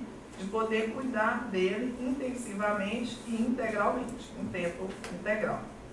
Quando o Hospital Geral retorna, né, na estrutura da rede, no debate sobre a política de álcool e outras drogas, e ele aparece colocado, né, dentro dessa clínica para responder às demandas clínicas dos usuários de droga e também dos portadores de sofrimento mental, né? A gente sabe, e todos vocês, né, devem experimentar isso no cotidiano, do quão difícil é a relação com as unidades de urgência, né? Da dificuldade de diálogo e de sustentar a presença de um portador de sofrimento mental, seja no hospital geral, seja numa UPA, né? Não é simples, né? Toda a desimplicação, né, dos outros em face da nossa especialização, porque é um efeito, né? Termos nos tornado os tutores da loucura, fez com que os outros, todos os outros, inclusive outros especialistas, se desresponsabilizassem completamente, né? A gente tem uma parcela de responsabilidade nessa construção. Além disso, né, tem todos os riscos. Eu concordo plenamente. Ir para o Hospital Geral nos coloca diante desse exercício, né? Criar ali dentro uma enfermaria que vire um hospício, e isso existe no Brasil. Algumas experiências em Hospital Geral, quando você vê a apresentação, você claramente identifica isso, né? Esse modo de funcionar, então fica completamente segregado lá dentro. Agora, eu entendo que a gente não tem como, né, pensar cuidado integral sem considerar, talvez, num outro momento, daqui a uns 100 anos, quando esse pensamento tiver, de fato, transformado para além de nós mesmos, né, a gente possa ter um convívio em que a loucura e a necessidade de cuidado clínico, que é o que vai, né, colocar a necessidade da presença desse usuário dentro dessa unidade geral, ela não seja um fato mais tão estranho e que não precise perturbar tanto, né? É claro que um paciente em crise, numa crise maníaca, diante, num quarto com o outro com um problema cardíaco, não vai ser uma boa companhia, né? Mas a racionalidade dessa instituição pode levar isso em consideração. Aí eu acho que a gente é levado para um outro ponto de discussão, que é a necessidade da clínica médica retomar a discussão da própria clínica e não ser tão fria, mecânica e racionalista como ela se faz nos dias atuais, né? Porque um cardiopata não perde a sua subjetividade, como o louco não é mera subjetividade, ele tem coração e rim, não é? Então, assim, por que é preciso tamanho estranhamento, né? Agora, também tem cardiopata e cardiopata. Tem o cardiopata quietinho, tem o cardiopata agitadinho, né? Tem o cardiopata que dorme, tem o que não dorme, tem o diabético que dorme, tem o que não dorme. Então, é preciso fazer entrar na instituição hospital geral, e que aí é muito mais difícil, o que é próprio de cada caso singular, né? A dimensão do cuidado singular com cada caso. Aí é um trabalho, é uma outra forma de desconstruir o manicômio. Mas só para te localizar aí, que talvez isso cause mesmo estranhamento, né? O partindo da prática mesmo, lá na cidade do seu supervisor, e dos problemas que esse tipo de internação ocasiona dentro do próprio hospital, do paciente, dos familiares dos outros pacientes que não têm complicações mentais na internação. Mas eles estão lá internados por uma questão clínica, orgânica, ou porque é o mesmo quadro tem um que está com uma questão clínica e outro. Pois é, mas o portador de sofrimento mental está no hospital geral, num esquema de hospitalidade noturna, é assim que é usado lá? A internação de tempo integral, como a Vera estava colocando ali, sem a possibilidade de saída. Então é uma internação psiquiátrica dentro do hospital geral. Um leito clínico, não num leito. Não numa unidade psiquiátrica, exatamente. Pois é, pode ter. Eu achei a mesma ressonância no documento, menos o entendimento que eu tive. Né? Sim, o documento, não é o documento faz referência à portaria. Né? Tem um momento em que a gente enumera e aí é lá disso, dessa portaria, a portaria propõe isso mesmo. Né? Propõe a criação de serviços de referência em hospital geral para atenção aos portadores de sofrimento mental e aos usuários de drogas. Né? Tem um cuidado, acho que tem algo bom, porque tem um cuidado com a limitação do número desses leitos, para que de fato não vire um mini manicômio. Né? Então são pequenas enfermarias para permitir esse cuidado individualizado, né? E aí como um ponto de passagem, o modo de organização em cada lugar, não sei como está, né? Mas eu acho que é como um ponto de passagem mesmo. Né?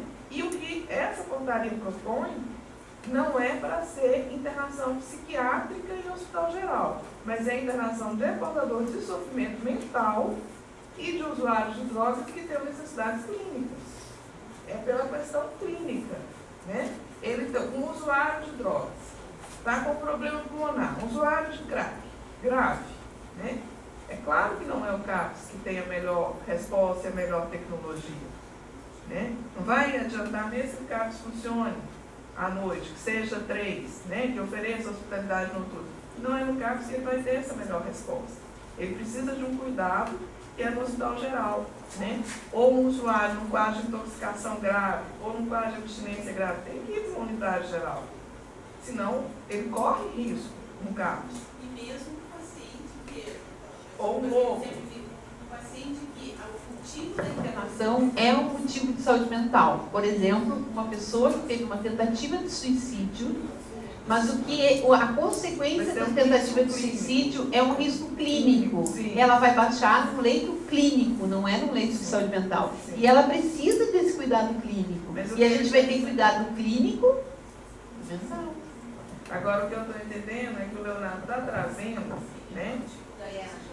Não, e uma outra formatação dessa história, que é fazer internação psiquiátrica psiquiátrica mesmo, aquela que se faria no hospital psiquiátrico, ou que deveria ser respondida pelo CAPS. Referendada pela procuradoria. Dentro. Pois é, não é bem referendada. É um uso. É uma interpretação. É uma interpretação. Aí é daí tem a lei, as interpretações da lei. Né?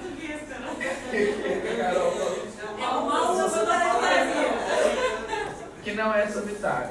Né? Eu me lembro da última reunião de coordenadores de saúde mental que isso aparecia.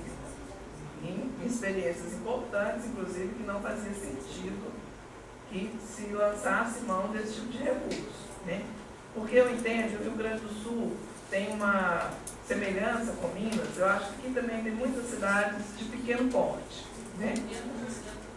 Numa cidade de pequeno porte, gente, eu já trabalhei no município de pequeno porte, a gente tenta fazer esse arranjo, que é isso que a Vera disse inicialmente, né? Que era, passa o dia no CAPS e dorme no hospital. Pelo menos onde eu trabalhei, o hospital não funcionou. Pra gente, assim, a parceria que a gente conseguiu foi com o asilo da cidade. Passava o dia no CAPS, dormia no asilo, no outro dia estava no CAPS. Mas muitas cidades do interior funcionam assim. E na organização da rede, isso é importante, né? Porque isso permite cuidado continuado. Acho que o que é preciso romper é com a ideia da internação de curta permanência, né? É preciso estar atenta a ela, porque ela está retornando com o debate dos usuários, das necessidades dos usuários de drogas, retorna a ideia da internação, e aí como internação psiquiátrica mesmo, né? E isso coloca os CAPs numa posição de desresponsabilização pela resposta à crise. Então, o usuário só chega ao CAPS depois de atravessar a crise. Isso é um relato que, infelizmente, não é incomum. E aí a gente toca nisso que a Vera trouxe. Né? É claro que tem benefícios para a reforma ter se institucionalizado. A partir da promulgação da lei federal, né, em 2001, a reforma psiquiátrica se torna uma política do Estado brasileiro. Uma grande conquista. Por outro lado, toda a institucionalização tem efeitos negativos. Né? E um dos efeitos negativos é esse esvaziamento da potência inventiva. Então fica parecendo que há um saber prévio, que há uma resposta burocrática a ser dada, uma mesma resposta para todos. Para nós, né, essa é a coisa mais arriscada, mais perigosa e letal para a nossa experiência. Nós nos constituímos para fazer oposição à resposta homogênea, né, à resposta padrão para todos. Né? Para a clínica da reforma, para a clínica dos serviços substitutivos, é imprescindível não perder a perspectiva de que cada caso é, de fato, um caso. Ele é, de fato, singular, ainda que o seu diagnóstico seja igual a de 50 que habitam aquele lugar. Mas cada esquizofrênico é um, como cada histérico é um na relação com a sua própria estrutura. Né? E na relação não só com a sua estrutura psíquica, mas na relação com a sua história de vida, com a sua rede, se tem, se não tem, quem é o suporte, como é que ele dialoga, né? Com quem facilita, com quem dificulta, como que é o trânsito desse sujeito pelo mundo e a travessia dele pela vida. Não tem receita para isso, né? E acho que a única orientação possível é a gente manter atenção, né? Por isso, acho que alguns alertas, talvez, sejam válidos para os CAPs, né? E são alertas que vão na direção de produzir o desconforto. Uma equipe de CAPs ou qualquer equipe de saúde mental excessivamente confortável, ela deve estar fazendo alguma coisa de errado. Porque o contato e o confronto diário, né, esse embate diário entre razão e loucura, se ele nos dá a chance, né, de conviver com o inusitado, com a diferença, com essa coisa que faz rir, ele também traz uma intensidade e traz um confronto de lógica. São lógicas de pensamento distintas. E a gente precisa estar atento a isso, né?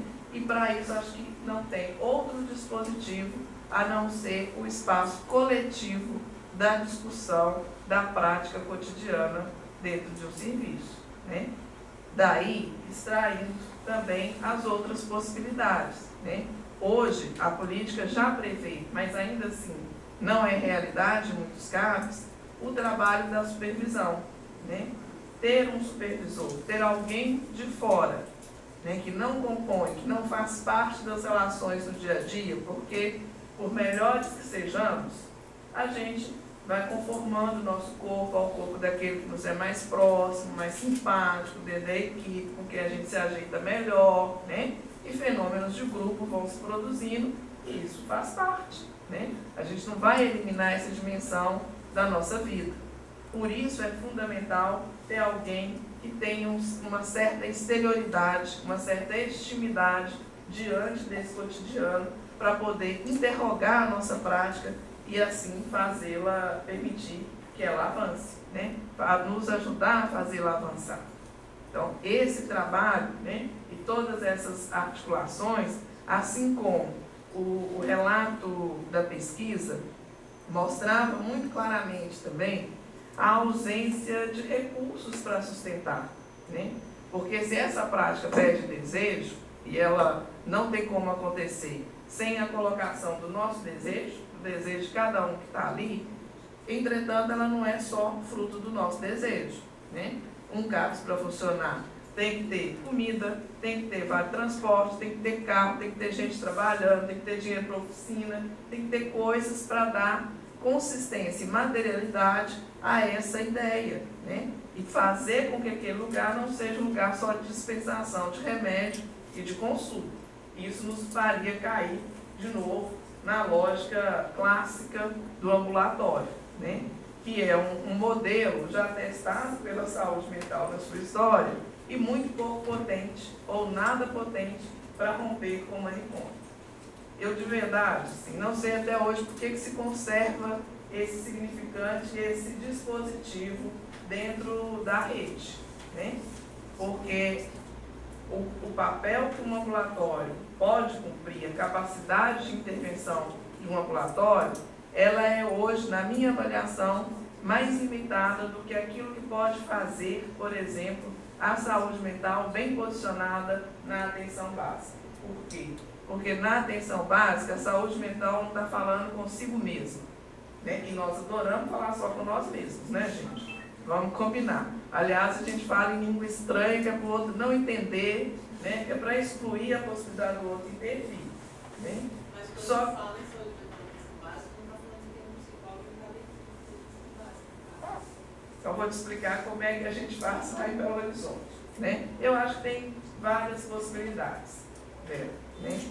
Cada cidade vai inventar o seu arranjo. Porque aqui a gente tem diferentes configurações também, mas a gente tem críticas a um e outro arranjo. Tá?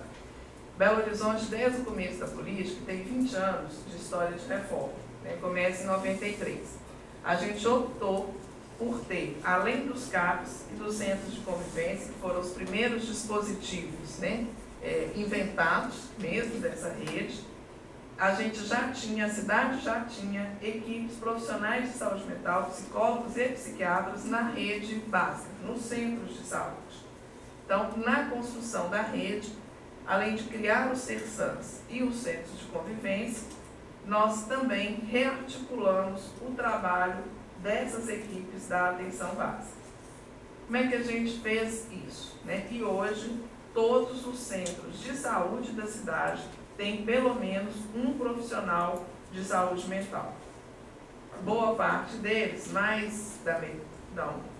40% deles, tem também psiquiatra, tá? Então, a gente tem de 1 a 2 psicólogos por unidade, e em alguns centros de saúde, a gente tem, a cada 3 centros de saúde, a gente tem também um psiquiatra. Essas equipes, elas foram foram inseridas nessa rede, passaram a trabalhar, né? Depois de um processo de discussão e de reorganização da sua agenda, da sua lógica de trabalho, porque a existência desses profissionais não assegurava a presença dos casos graves na rede básica, lá em 93, tá? Eles desconheciam os loucos do seu território, alguns achavam que, inclusive, naquele território não tinha doido, eles haviam sido assim, eleitos para atuar num lugar onde não tinha doido, né? E estavam às voltas com as chamadas demandas leves da saúde mental, né? As senhoras queixosas que habitam as unidades básicas, as crianças encaminhadas pela escola com problema de aprendizagem, que ficavam dentro das agendas, recebendo uma atenção que muitas vezes não resultava, inclusive, em qualquer efeito de transformação da posição desses sujeitos diante da sua queixa ou do seu sofrimento real. Tá? Então, a gente traz, né, todos os dados de quem são os portadores de sofrimento mental, começa a discutir prioridade, quem são os casos prioritários da atenção dessa política. Talvez seja esse o ponto que a Alexandra traga, né? A política de saúde mental trabalhava com prioridade, né, a atenção aos casos de sofrimento mental grave e persistente, independente de idade, cor, raça, sexo, né? Então, são esses os casos que vão receber a atenção dessa rede. E essas equipes passam a trabalhar articulada aos casos. Então, no momento em que o usuário já não precisa mais de atenção intensiva, ele não precisa mais de cuidado no CAPS, ele é encaminhado para o centro de saúde mais próximo da sua casa e ele passa a ser acompanhado pelas equipes, ele dá continuidade ao seu tratamento com esse profissional de saúde mental do centro de saúde que está lá mais perto. A partir de 2003, com a implantação das equipes de saúde da família, a gente viveu um segundo momento nessa organização, que a entrada do saúde da família trouxe uma perturbação enorme à rede, né? Porque retornavam todos os encaminhamentos, aquilo que o generalista não conseguia localizar no corpo era para a saúde mental, e não importava do que se tratava, né? Então a gente inaugura a experiência do matriciamento, né, em 2003 e a gente passa a discutir a saúde mental, as equipes de saúde mental sentam com as equipes de saúde da família do seu território semanalmente para discutir os casos que são acolhidos pelo saúde da família e também os casos que já são acompanhados pela saúde mental, né, e casos que ou a equipe avalia, né, que o usuário já não precisa ficar só na saúde mental, ou que ele tem uma demanda e que ele precisa ser conhecido como todo usuário, que é a responsabilidade daquela equipe. E aquela equipe tem que saber quem é aquele caso, quais são as suas necessidades, e eles fazem essa discussão conjunta. Tá? Tem uma organização, eu não sou mais coordenadora de BH desde o ano passado, desde dezembro. Então, eu espero que estou falando para vocês do que era até dezembro, né? Mas acho que a rede ainda funciona assim. Belo Horizonte tem supervisão clínica, né, que é organizada por distrito. Então, cada distrito, de 3 em 3 semanas, cada distrito tem um supervisor e a cada 3 semanas, todas as equipes, todos os profissionais de saúde mental daquele distrito, junto com os gerentes, né, junto com a saúde da família, eles sentam para discutir um caso que uma das equipes do distrito vai apresentar. Após a supervisão, são 2 horas de supervisão, no momento seguinte, nas 2 outras horas seguintes, essas equipes se dividem por micro-região, né? Então, o CAPS, a sua equipe, ela tem mini-equipes dentro do CAPS que referencia um território, né, lá na atenção básica. Então, eu sou psicóloga do CAPS, eu sou referência da Micro 1. A Micro 1 é composta pelo Centro de Saúde A, B e C. Então, depois da supervisão, eu vou sentar com saúde da família, mais os técnicos do Centro de Convivência, que também são referência para aquela micro, e técnico do Centro de Convivência, músico, artista plástico, artesão, não é psi, tá? Supervisor de SRT, tá? E o saúde da família, para a gente poder discutir os casos que mais estão chamando a atenção. Centro de Convivência está ligado à saúde. Da saúde mental. Os centros de convivência são da saúde mental. Eles são coordenados por um profissional de saúde mental e a equipe do Centro de Convivência é formada por profissionais da cultura. Então, nós temos, a saúde tem contratado, né, músicos, artistas plásticos, gente da área de letras, de história, não são PSIs, e são eles que coordenam as atividades com os usuários, né, da rede de saúde mental que estão em tratamento ou no CAPS ou na rede básica, são acompanhados por essas equipes e participam das atividades dos centros de convivência. Belo Horizonte tem uma experiência muito consistente com os centros de convivência e isso, a cidade tem 9 regiões, cada região tem um serviço desse, né? E isso possibilitou a rede, a esses centros de convivência, em 2008, criar, que acho que foi, não sei quem perguntou de alguma coisa para fora, não sei se foi você, de algumas estratégias para dialogar com a cidade. Então, em 2008, a partir de 2008 e a cada 2 anos, os centros de convivência realizam a mostra de arte insensata. Essa capa é obra de um usuário de um dos centros de convivência de BH. Tá? É um evento cultural que tem uma exposição de artes plásticas, programação cultural, porque tem grupo de usuários, grupo de música, grupo de teatro, que já se apresentam. Um foi para a Itália fazer cinema, outros estão gravando CDs, né? E aí eles se apresentam ao lado de artistas consagrados e contratados, né? Tem oficina, tem o mercado maluco para produção artesanal, para comercialização, enfim, uma série de estratégias como um evento aberto para a cidade, né? E como uma forma de dialogar com a cidade a partir das produções estéticas e culturais dos portadores de sofrimento mental. Então, a cada 2 anos, a gente queria ter trago a mostra para o Rio Grande do Sul, a nossa licença da cidade do Nós pactuamos na última mostra com o Ministério e a gente chegou a incluir Porto Alegre, mas aí acabou não rolando. A ideia era trazer uma parte do acervo, a gente foi para Goiânia e para o Rio de Janeiro. Uma parte do acervo da exposição, agregar a essa exposição as produções dos usuários daqui, né, do local que estamos recebendo, e poder realizar a mostra nesse local. Então, a gente ofereceu também para o Rio Grande do Sul, mas aqui não rolou. A gente queria ter trago para cá também, né? Porque acho que é essa travessia assim, que a política faz, né, que vai ajudar de fato a desconstruir essas referências que a cultura tem, né, na sua relação com a loucura. Então é algo que é tão imprescindível para a reforma quanto manter um CAPS com um funcionamento de qualidade para poder substituir o hospital psiquiátrico. Foi tudo isso que permitiu à cidade fechar 3 hospitais psiquiátricos dos 5 existentes, né? Tem 2 que são públicos e que atendem a todo o estado, então ainda não puderam ser fechados, né? E claro, a rede de Belo Horizonte tem que crescer ainda mais, tem que abrir mais serviços, precisa de mais CAPs, mais um CAPS infantil, outros CAPs ADs, né? Mas tem um arranjo bastante complexo dessa rede lá. O NASF, Alexandre, em Belo Horizonte tem outra história. Ele não começa pela saúde mental, né? Porque nós começamos a saúde mental na atenção básica há 20 anos atrás. Então, quando o NASF chegou, a saúde mental já estava na atenção básica. E em Belo Horizonte ele começou pela reabilitação, e reabilitação física, né? Então, até hoje, o NASF tem muita dificuldade ainda no diálogo com a saúde mental, né?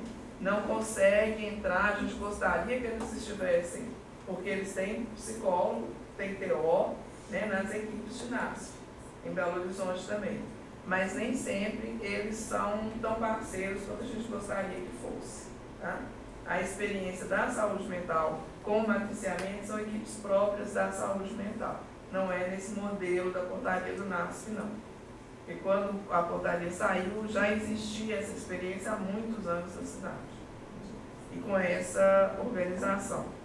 Eu tenho pouca clareza da RAS. Porque a RAS chegou na minha saída. Então, se eu de verdade, não posso posso nem discutir a raça, não sei muito da lógica, assim, porque a raça foi implantada no finalzinho do ano passado, e foi exatamente no momento que eu estava me desligando da gestão. Eu vou até dar uma olhada para ver essa questão do procedimento, né? Do que ficou, porque eu nunca parei para olhar mesmo, não deu, depois eu me desliguei, e aí eu fui virar para a IPJ, fui virar outra coisa. É isso.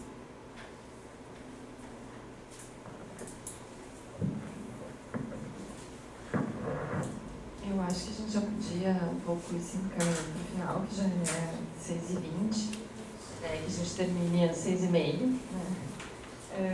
Só queria comentar que o Alexandre disse que eu tenho papas na língua no mau uso da legislação, né? Que acho que uma questão que a gente tem convivido agora, que a gente está se batendo um pouco, a gente estava discutindo na questão de políticas públicas, né?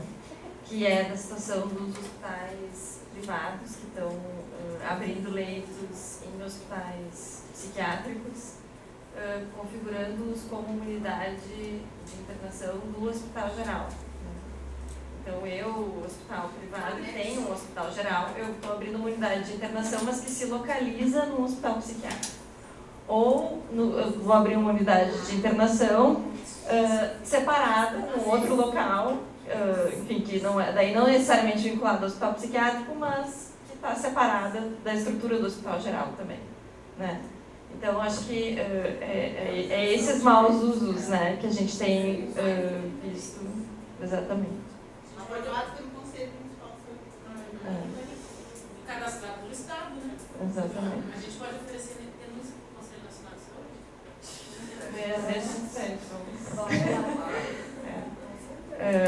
E aí, exatamente. E aí tudo se tenta e legalizado, e é isso, né? Sustentado. Então tem todo um modo de leitura, um modo de trabalhar com essas documentações que nos provam que não é, a constituição da legislação não nos garante, né, muita coisa, na verdade, né? Sustentado na questão da droga. Exatamente. A necessidade de ter um espaço da crise, da urgência e da desistência. É um dos focos da resistência à reforma. Sim, nós estamos com uma comissão constituída dentro da Assembleia Legislativa nesse momento, buscando revisar a lei de reforma social. Cheio de grandes novidades. Claro, vocês também têm sorte, né? Não é todo estado que tem um Marcos Rolim, né, gente? E ele é verdade, é o autor da lei. Então é alguém com quem vocês não só podem contar, como está aqui do lado, né? Porque é grave, assim, e é uma situação que de longe a gente tem notícia, né?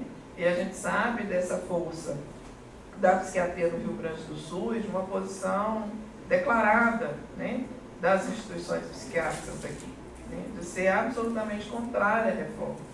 Então, vocês têm um embate que não é pequeno, né? Mas vocês também têm um pensamento, pelo menos no campo da droga, uma das pessoas que mais avança, né, no debate sobre política de drogas, que é o Rolim. A gente tem Rolim, mas também tem os autores do ato médico. Eu sei, isso é ser Osmar Terra. Não, vocês têm para todo mundo. Além de Rolim, vocês têm os extremos, né?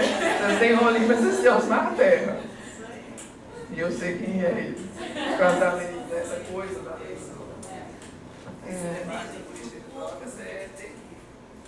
Mas enfim, então, e aí ouvindo tua fala me remete muito para que isso só se sustenta quando a gente consegue caminhar na institucionalização das práticas mesmo, né? Porque senão a gente consegue justificar pelo texto da lei, né, práticas de todo tipo, né? Então, isso. Para isso, gente, é imprescindível o movimento social. Como vocês também têm uma experiência de movimento social importante para a luta antimicrobial, o Fórum Gaúcho retomou, acho que retomou com fôlego, né? Então, é esse logo. É nesse lugar, acho que é bom o Conselho ser o polo, ser um dos articuladores, mas articulem com o movimento social, chame o pessoal do Fórum Gaúcho, né, para ajudar a pensar essa realidade, ajudar a pensar essa situação, as coisas que estão acontecendo aqui no Rio Grande do Sul. Acho que fica um bom encaminhamento já para o começo do nova etapa de trabalho da Comissão de Políticas Públicas aí, de retomar as articulações. Quer fazer uma questão? Eu só queria colocar um pouquinho eu acho que veio bastante aqui dos municípios maiores aqui. Também um município bem menor, a retaguarda para todo o trabalho com a saúde mental é literalmente inexistente. E tu conhece a realidade de lá. Então se faz muito difícil realmente. E mesmo porque a saúde mental não é prioridade no eu adoraria trabalhar em essa. Nesse momento você não ia adorar. Eu posso te dizer que está muito difícil lá também.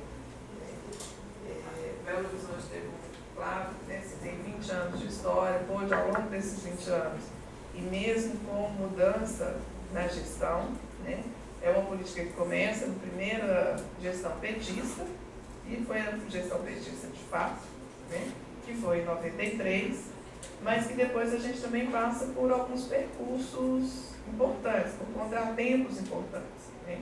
A mudança na gestão trouxe problemas, trouxe recursos, né? Agora, quando eu falo para vocês, né, da importância de se articular ao movimento social, é porque é essa a nossa experiência, né? Belo Horizonte, Minas Gerais, tem um movimento antimanicomial muito atuante. O Fórum Mineiro de Saúde Mental é muito ativo, né? E foi seguramente a intervenção desse ator que possibilitou a reforma não ser desmontada na cidade. Nós vivemos de 2003 até 2008 um momento de impulso muito grande, né, de retomada dessa rede, porque aí foi o grupo da primeira gestão de 93 que retorna a gestão da saúde no município, e a gente pôde sim avançar muito mais, né?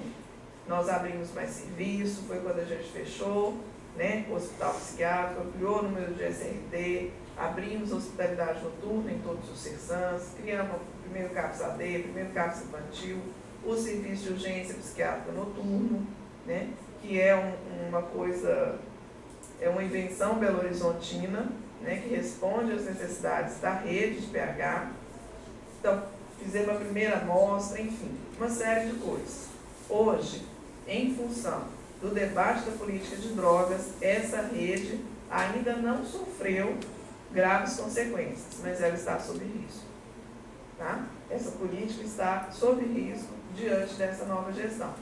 Porque o prefeito tem uma outra concepção, já era prefeito há 4 anos atrás, nós ficamos resistindo, né, fazendo resistência à posição da gestão, e no final, quando o PT desfaz a confusão que ele mesmo havia feito, né, porque o PT apoiou esse candidato, era vice dele, e no final da gestão, essa coligação foi desfeita. Aí o PT perde a eleição e a gente perdeu a condição de continuar conduzindo a política.